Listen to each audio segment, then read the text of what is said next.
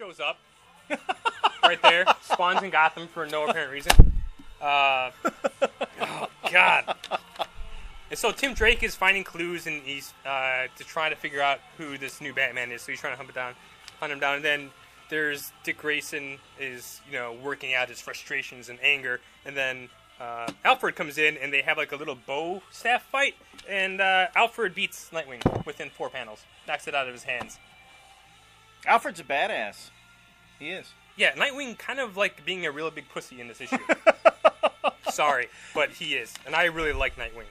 Oh no! You see, this is the thing that really gets me, and you bring it up here in this book.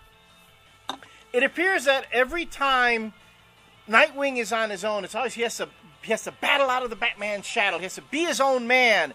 And writers like Chuck Dixon and Devin Grayson, who I mentioned before, and other writers try really hard to show Dick Grayson as his own man and his own character until Batman's gone. Until Batman's gone, which is the reason or the one time that he would need to step up. Step up and do something, which is what he did in the Prodigal storyline, which we talked about before.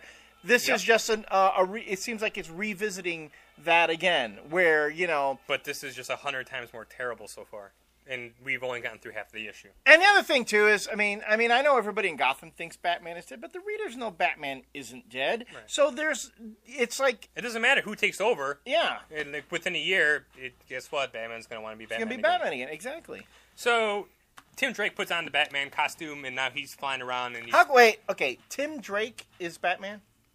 Well, he's this Batman. Yeah. How old is Tim Drake again? 16, 17. He's like 16, 17. And he fits into the costume. And he's big and intimidating looking. Yeah. I mean, if you're unless you're a 16-year-old kid who's been pumping up the steroids big time, or a linebacker, because remember, Batman is a big, physical, imposing presence. I'm not going to buy a 16-year-old kid as Batman. Yeah. Nightwing, perhaps. But not Robin, not Tim Drake. So, and I want to read you another bit I want to read you a page here of the great writing. And oh my God, this is great. So, to set it up, Robin, now just as Batman, is swinging around Gotham. He's looking for the guy who's pretending to be Batman, who's beating up on criminals. So he says, and this is all interior monologue here, but not on my watch, not on Batman's either. But there's one. I can't even read this with a straight face. But there's one matter to clear up first, and that's to let the wannabe know that he's a wanna Ben. Oh, sorry. Okay. I vomited a little there. Though your intentions are in the right place, friend, I'm sure we can come up with a new persona for you. Something like Captain Phony, or maybe Identity Complex Man. Oh my God! He's getting paid to write this. Getting top dollar. All right, and that's not even the worst part about this book. That's not even the worst part. The worst part is... Oh, I know where you're going to go. I know where you're going. The worst part is Damian's out cruising around with a goth chick in the Batmobile. Damian, the badass motherfucker. Damian, yeah. The grandson of Ra's al Ghul, the son of Batman and Talia. Yeah. Badass motherfucker, right? Yeah. No. So, comes across Poison Ivy and Killer Croc, and he is all of a sudden, he's like, no, like panicking because he sees him, right? He's just cowering in fear at this point. And then Killer Croc's like, sushi time! Trademark. Registered trademark. Tony Daniel. And then right after that, in the next panel, he's being pulled up out of the panel screaming, "Mommy!" Okay? So within half a page, one panel, it took Tony Daniel to just shit all over that character.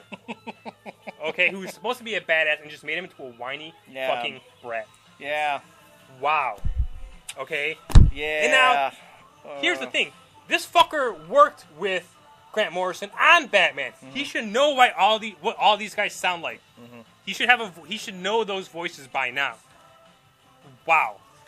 That is just absolutely fucking terrible. And for the super surprise shock ending.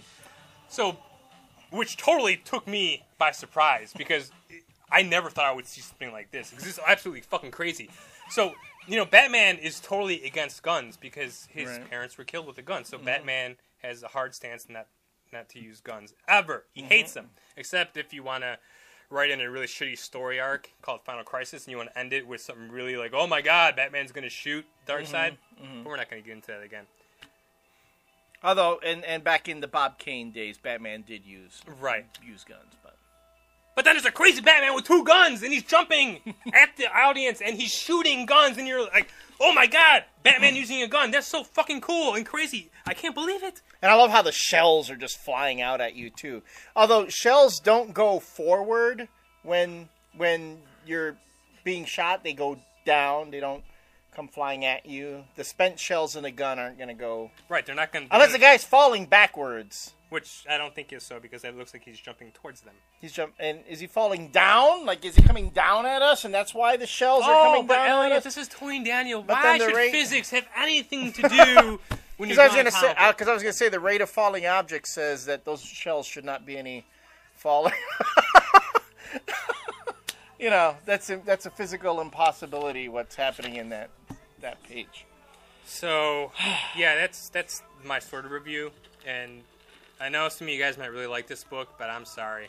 I'm glad I dropped Batman a long time ago, and I don't know how they're going to get people back with this piece of shit.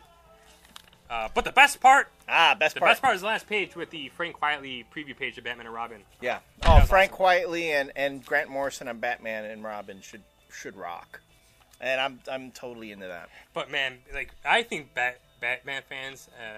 Actually, I would really like to know what Johnny Horror thinks of this, because I know Johnny Horror is a huge Batman fan, and I want him to tell everybody if he thinks that this is disrespecting Batman, or if this is a really great thing that they're doing.